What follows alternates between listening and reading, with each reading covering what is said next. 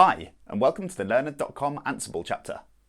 This chapter roughly follows on from the previous one where we were looking at Terraform, but if you've dropped straight into this chapter because you just want to learn Ansible, don't worry.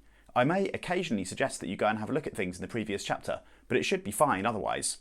For those veterans amongst us who did do the previous chapter first, you'll probably recognise the following diagram, which is a representation of the DevOps stack.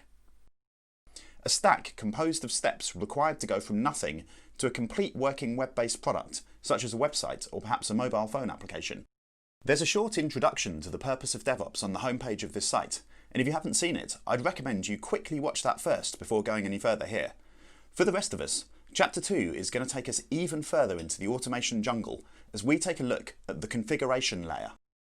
In the previous chapter, we dealt with automating the first two layers of the stack, both of which were concerned with various aspects of the physical hardware and operating system of a server, such as location, the RAM and CPU and disk, which OS we chose to use, what the external IP might be, and the physical firewall characteristics.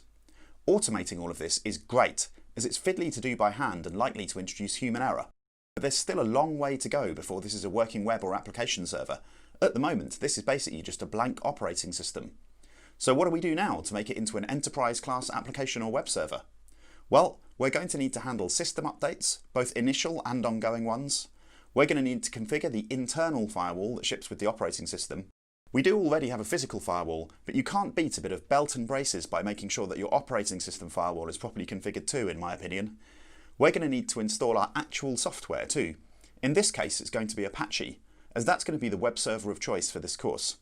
If you're not familiar with it, do go and check out the Apache install video in the basics section, where I go through a little bit of how to install and configure it. Once Apache is installed, we're going to need to add config files and settings to it. And perhaps we might want to do some security hardening of the server itself as well, by preventing root SSH login, changing some passwords, and all the kind of things that prevent us from getting on the news for allowing a massive hack.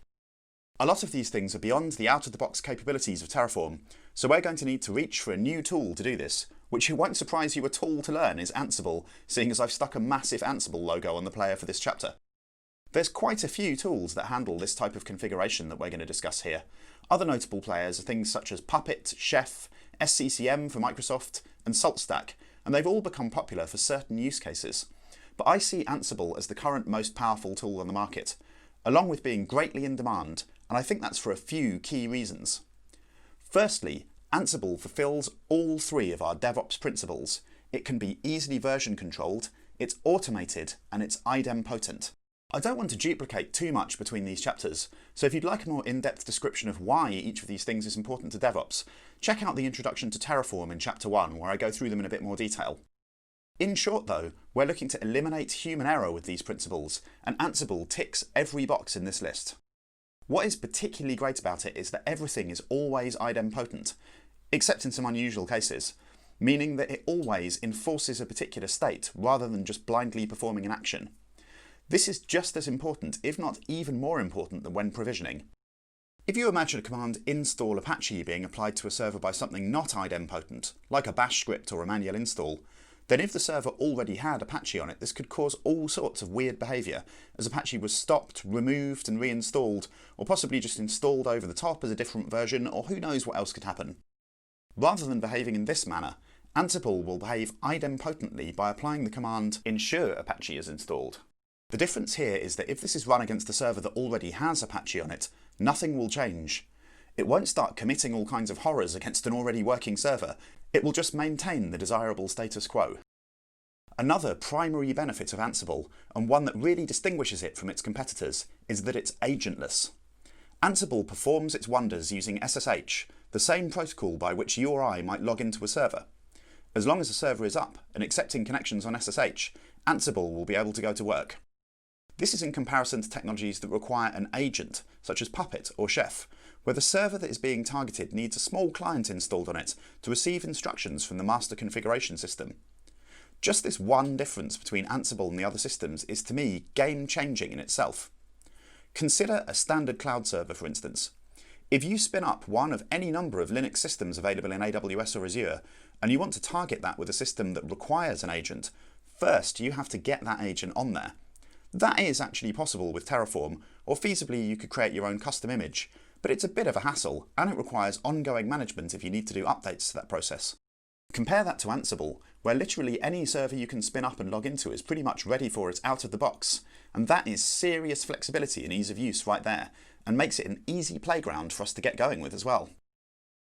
If you're planning to use Ansible mainly with Windows, then there's good news, because you can use the WinRM protocol just as well as you can use the SSH one. It's slightly fiddlier to set up, but I've used it in a couple of contracts and it works great. The other amazing thing about Ansible is it's free, or at least most of the features are free. Because it's made by Red Hat, there's also a few enterprise features you can pay for if you need them.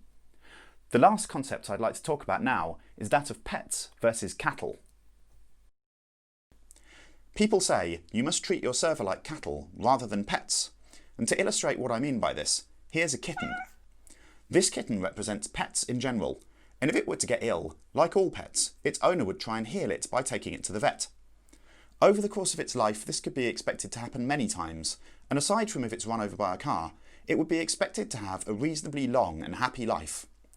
This kind of behaviour can be used as an analogy for the old way of dealing with servers. If a server became ill with some sort of problem, an engineer would diagnose and then fix that specific illness. If it became ill again, an engineer would fix it again, and this would continue for the whole life of the server, often stretching over several years until the server had fully depreciated in value. This made sense in the old days, when servers were real physical boxes, automation was difficult, and setup could take a really long time, much of it being done manually. In comparison, this is a cow. Though it doesn't realise it, it's going to have quite a short life, and if it becomes ill, it won't be taken to the vet. In the modern world of cloud computing, treating servers like cattle rather than pets, where you have hundreds and hundreds or perhaps thousands of them, all of which are short-lived and never repaired, is absolutely the right way to go about things. In an automated DevOps cloud-based environment, the only type of fix ever required should be to kill the server and spin up a new one. Of course, if there is a problem in the source code, then that can be fixed, reviewed by a colleague and then merged back into master, but all changes should only ever be done in the source itself. Ansible is perfectly suited to this type of behaviour because it doesn't care whether or not it's hitting a fully configured or a completely blank server. It will just restore it to the state that you want it. Having said that, it is also quite common for people to use Ansible to create images and then spin up the servers from those images. But this is purely a time-saving device. The principle of source-controlled automation is still the same. Okay, I think I've been going on about this long enough. Let's move on to the next section and take a look at how to install Ansible and some basics of using it.